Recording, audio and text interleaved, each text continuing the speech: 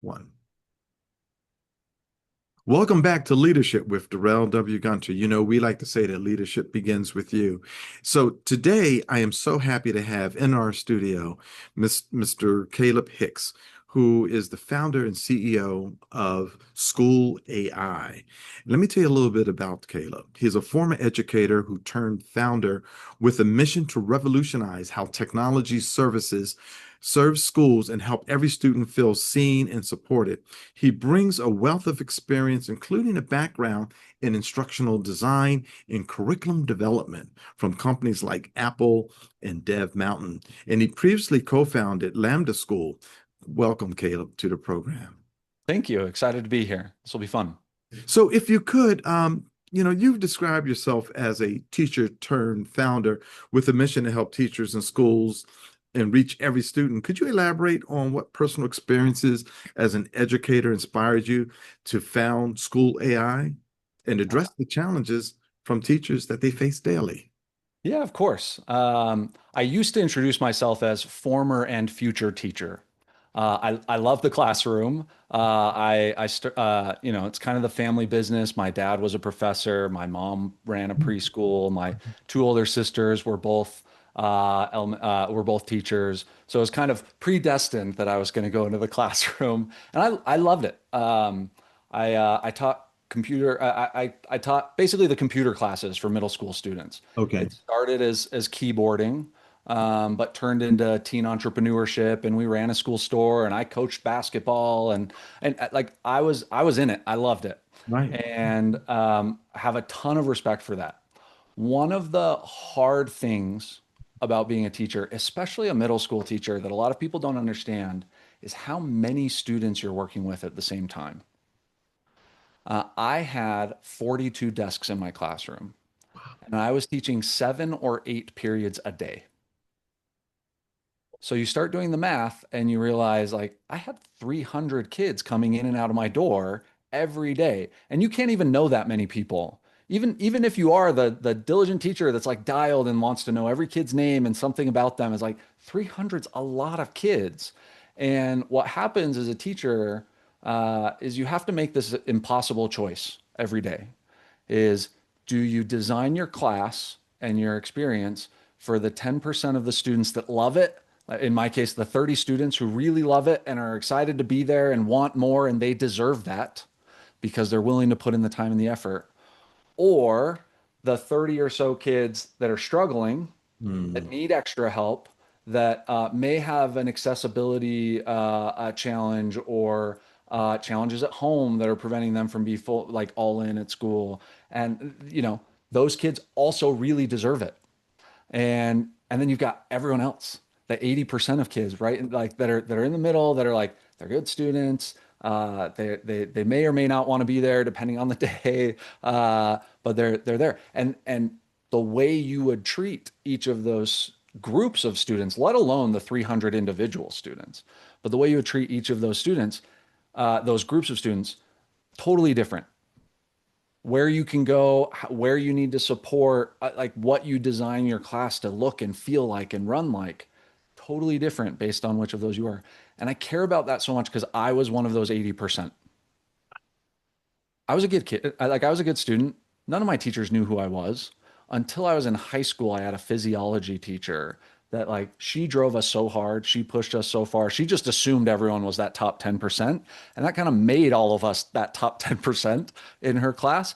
And I still see her today driving around town occasionally, like if I'm at a store, and she remembers me 20 years later. And like, that's it. She almost convinced me to be a doctor, and I faint at the sight of blood. So that's the power of an amazing teacher that can have that connection. So fast forward, why School AI? There's lots of stories in between, but like, fast forward, why School AI today? I want to help teachers make school awesome for their students. I have a 14-year-old daughter, went back to school last week, not loving school right now. And I want kids to come home from school and say, school was awesome today. You ask a kid, how was school today? They're going to say, it was fine. It was good. I want them to come home and say it was awesome. And that requires connection. That requires meaning. That requires being seen and heard. that requires the content being relevant to you. Uh, every young person today, they get on their phone, they get on social media, the entire internet, the entire world adapts algorithmically to their interests. And school is one size fits all. And so if you can change not just how the content is delivered and received in a personalized way, and I can share examples of that if that's interesting, um, Absolutely. but Absolutely. also the experience of going to school. So you said absolutely. I'll keep going. You can cut me Yeah, off please do. anytime. Oh, no, I no, do long no. answers. This is But awesome. Mhm. uh, uh, content. If you're teaching Econ 101, or if you're in high school and you're just teaching like basic econ, right? First lesson's going to be on supply and demand. Now, you know instinctually what that means, and probably a lot of the listeners here know exactly what that means. But when you're teaching that to someone the first time, you've got to make it relevant. So you probably are going to start talking about, if you're trying to teach to everyone, you're going to talk about something like toilet paper during COVID, right? You go to the store, supply and demand, baby, like it was gone. And so people were selling it out of their garages for a lot of money, right? And that's a funny example that most kids could probably get interested in. But what if you're really into sports? Well, then you can talk about how there's only one Tom Brady. Or you can talk about how there's probably only 20 really, really, really incredible quarterbacks in the NFL that can make a difference to your team, and 10 not so great ones. And so those 20 are going to be the most expensive people on your team, right? You can talk about that if you know that you're interested in sports. But what if you're interested in fashion and retail instead? Okay. Well, then maybe you want to talk about a supply and demand in the context of a sneaker drop in New York City, and you're trying to get in line at the store right on time, or you know you're going to be paying 5 times as much aftermarket. And if I tell you these stories, you're nodding along like at least it's resonating with you. It's like kids want content that's tuned to them. They Content browse and content. Instagram, they browse TikTok, they get on Facebook, whatever it is, it's algorithmically tuned to their interests, and school is not. So that's on the content side. But the experience side matters just as much. A teacher knowing your name, a teacher knowing what you're interested in, you are struggling at home, and school adapting to the fact that like you probably only got 4 hours of sleep last night for whatever reason.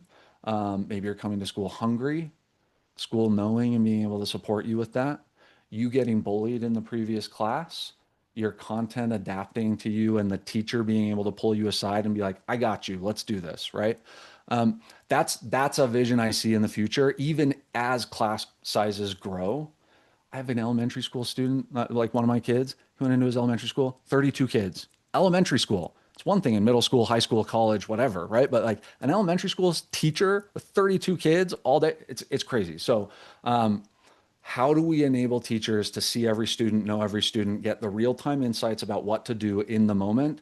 That's my history of why I care about that, my present of why I care about that, and what I see the real power of AI in the classroom doing.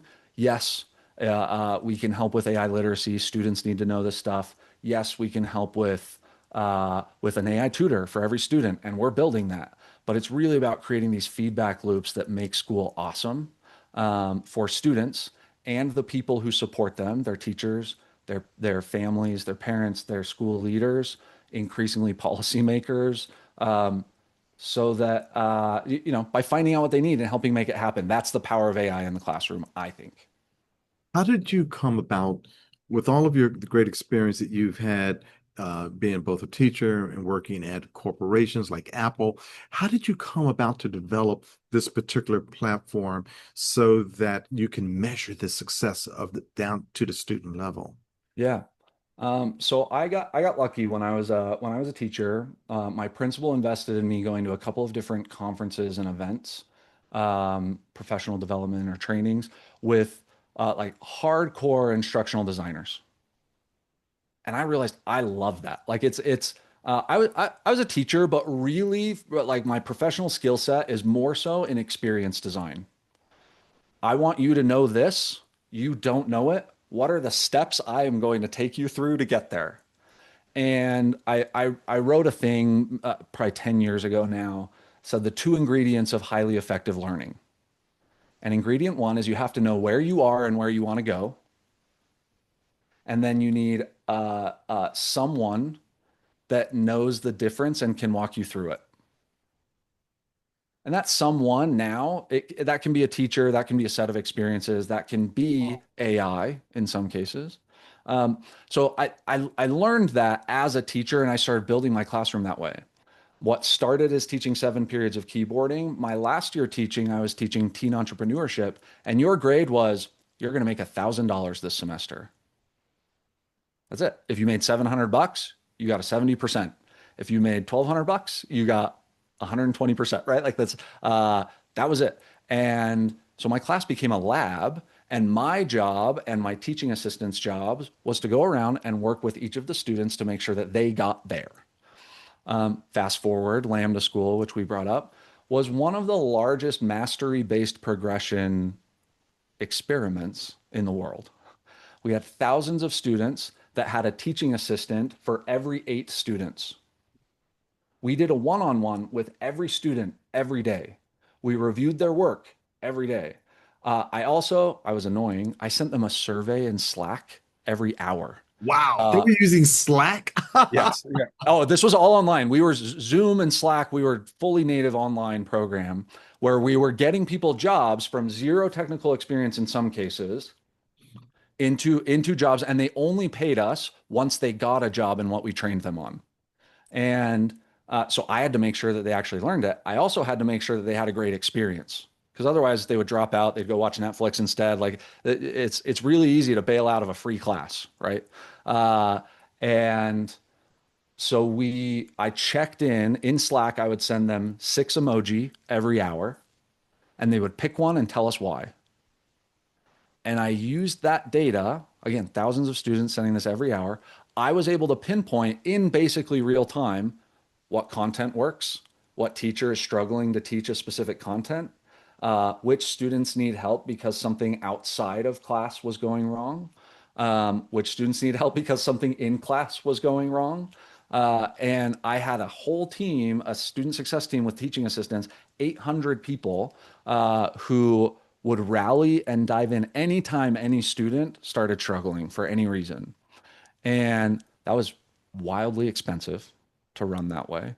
No college that I know is going to be is saying, "Hey, let's get a teaching assistant for every 8 students here for each of their classes." No high school can do that. Elementary schools can do that. We were just talking about class sizes. I was able to see the power of that, which is why I was able to pattern match. Like AI can start doing this if you use it right. It's not just, "Hey, here's ChatGPT, good luck." Right? But the technology, the core technology of large language models, generative AI, that you can pull insights out about how people are doing, and you can explore with them proactively and reactively. And you can then have different AI looking at those interactions and saying, here's the opportunity to better support this kid. That's the power, again, of AI in the classroom as I see it.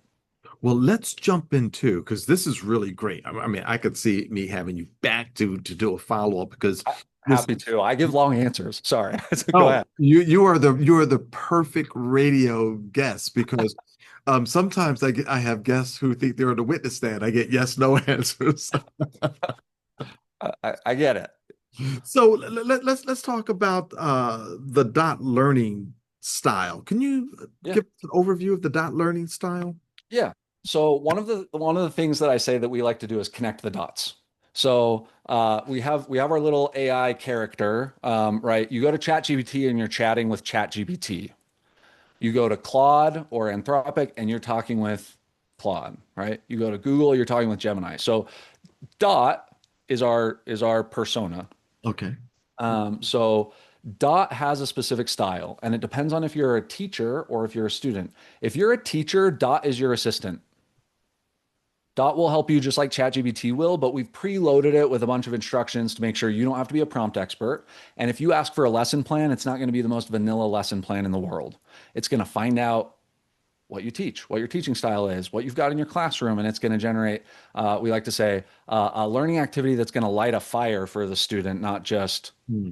check a box. Right. And so you're going to get something like engaging, fun, not just vanilla ChatGPT, here's a lesson plan on the water cycle, right?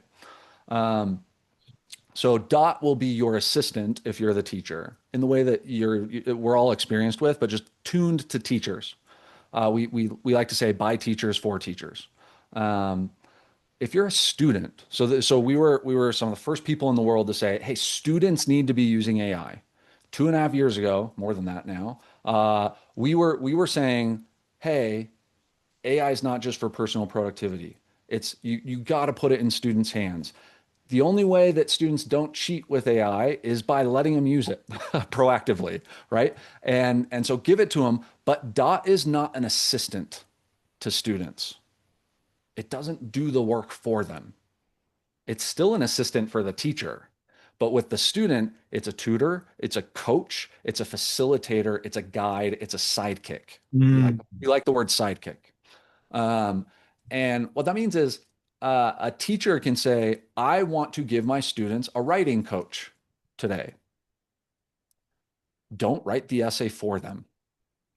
ooh, And Dot won't write the essay for the student. But when the student says, help me write the essay, it'll be like, all right, great. Let's start with an outline. Like, what are you writing about? What do you care about? What matters? Like, let's work on a thesis statement. Let's work on these, like the opening paragraph. And right, it will scaffold the learning for the student so they do the experience, right? The second ingredient of highly effective learning, which is like someone that help you bridge the gap, right? right, right. And so in this case, it's AI, and in no way do I think AI is replacing teachers, because this is the other cool thing that Dot does.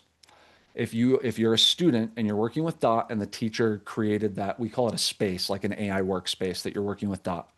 Um, and if you're writing an essay in there, Dot is able to see how you're doing it and proactively roll up insights to your teacher about how it's going. So Doc can see like, hey, this student nailed their thesis statement. They actually don't need any support here. 4 out of 4 above exceeding expectations. They don't need any support at all. But teacher, these 6 students, they're still stuck on their thesis statement while these other students are moved on. You should go and pull them aside and give them some direct instruction to help them move forward on like being able to get this thing right. Or just go and check in on how they're doing. Oh, and that one student that's just trying to get the AI to talk about Fortnite, Dot's trying really hard to fit Fortnite back into the essay assignment, but also Right. it's going to flag to you that like that student needs something. Yeah. Here's the most powerful thing. A teacher came to us in January of last year, and she said, "You don't even know what you've built." Mm. And I said, "I've got some idea of what we've built." But she said, "No, very, very seriously, I'm a creative writing teacher. And I had a young woman in my class that's been coming to my class all semester. She sits in the back. She comes in with her hoodie on, headphones in her ears. She's an excellent writer, but I've never heard her say a word. And I gave her a space, one of these AI workspaces that we give to students. And it wasn't Dot at the time; it was another persona, but before this new update. But the AI in the space asked about her plans for the weekend. And the student said, I don't have any. I don't even feel safe going home today.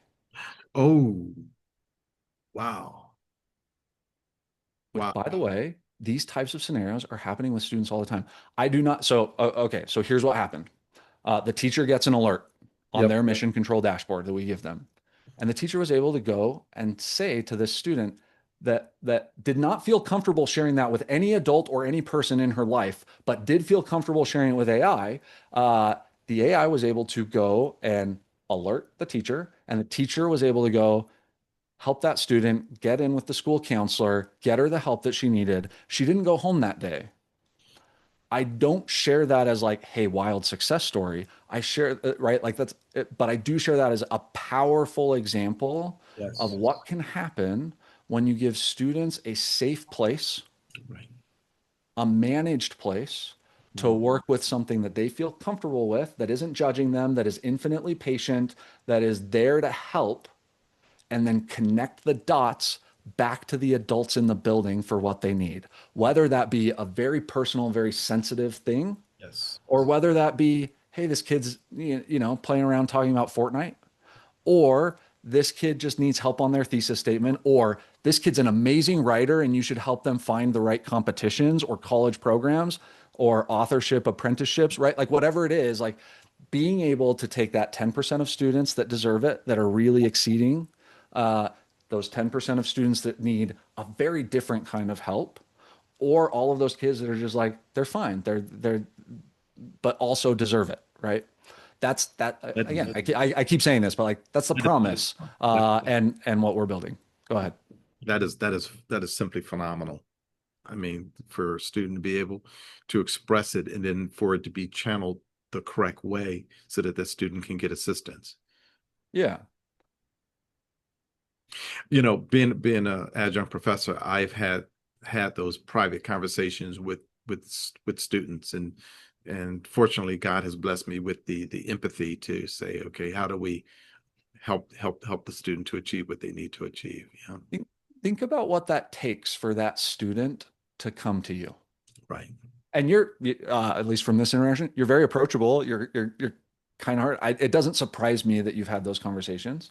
My dad was a college professor at BYU in the music and like arts department. Mhm. Whatever you know about BYU and whatever you might assume about people that might be doing that as their major is like he had some very personal conversations with students that were struggling about the environment there and what it took to come to him, for that. And to be able to take some of that, uh, relational barrier out of like, I need help with this thing. Right, right, right. And then pull in the person that's going to care, right? Like that. I don't think AI should be your guidance counselor No, or should be your psychologist or whatever. I do think it can help you think through like that. It can help develop metacognition. It can help you think about what you need, but more so when you build it in a way like we've done with School AI, that the entire premise is connecting the dots between students and the people who support them by finding out what they need and helping make it happen. We can say, hey, Darrell, this student needs you today.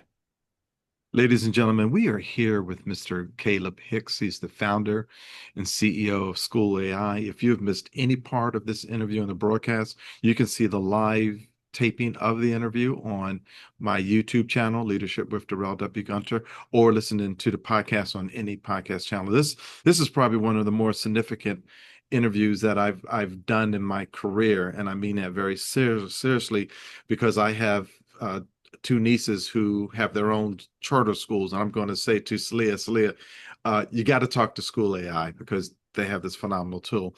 So you in my research, it says that you save teachers a minimum of 10 hours a week. Can you talk a little bit more about that? And the 10 hours seems to be very conservative because when you gave the example of having seven classes, 40 students each, 280 students. That's a lot of time. So share with us where it's a value add to the teachers in their curriculum time. Yeah. This goes on YouTube, right? Can I share my screen? Can I Yeah, show you something? absolutely. Absolutely. There you go. All right. Let me I'll talk while I'm pulling this up, but we saving teachers time matters. It does. Teachers are overwhelmed. There's a teaching shortage in Yes. most of the United States. Yes. And that's in part because of the burnout, Mm-hmm. that teachers are experiencing, and it's hard to stay in the career. And am I echoing? Did I No, just you're fine. You're Okay. fine. I am hearing a light echo that I think um we're okay. So the way we talk about this is everyone's on a similar journey as it relates to AI. And well, sorry, back to teachers and saving them time. It is valuable in and of itself to save teachers time. It is also just a really important way to orient teachers to the power of AI Mm-hmm. and sharing with them, like getting them used to, hey, this is a great tool for you. Why save them time? One, help them love the job more. B, help them show up more present, C, give them more time to actually spend with the students that need it, like I mentioned. And so the way we think about this is everyone's on a similar journey. Can you see this? I can see it. Yes. Okay. So it starts with schools and districts. It starts with permission. 2.5 years ago, everybody was like, "Can we even use this?" Most schools and districts were banning it altogether. We can't use this, so you got to work with people on permission, Right. and that matters. Then you start talking about productivity. How do I use this myself? Me as a teacher, how do I save 10 hours a week? How do I help with like lesson planning or content adaptation? Or how do I use this to help me give feedback to students in a quicker fashion? That really matters. This saving teachers 10 hours a week, I still remember this. I have the essay. In high school, I had an English teacher that assigned a 5-page essay on Watership Down. And I remember doing the math. He's got something like 150 kids. He assigned every single one of them a 5-page essay, and he's going to turn this back around by Monday graded, which means there's not a chance that he's going to read this essay. He's going to read the first paragraph, the last paragraph, give me a grade, right? So it's down in my garage, this essay. In the middle, it says, I don't think Mr. Sutherland's going to read this.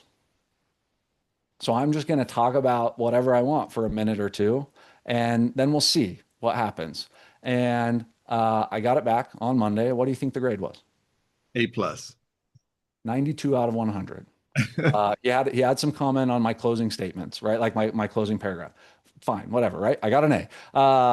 And A, that feedback came late. B, I didn't actually get the feedback that I should have gotten on how to write a better essay. And that's no knock on him. It's impossible to do that. That's an impossible job. So you also can save teachers time by just helping them give a feedback loop to students in real time and then let them focus in on the students that need it the most. Okay, literacy, we think that's really important. Students need to know how to use this stuff. They're already competing for college or jobs or other opportunities with students who do know how to use it. So let's avoid a situation where we create another skill divide, and let's make sure that every student is actually able to use this stuff in a very capable way. Like we care a lot about that. Then we think about better learning. How do you use AI to actually improve learning? This might be the AI tutor for every kid.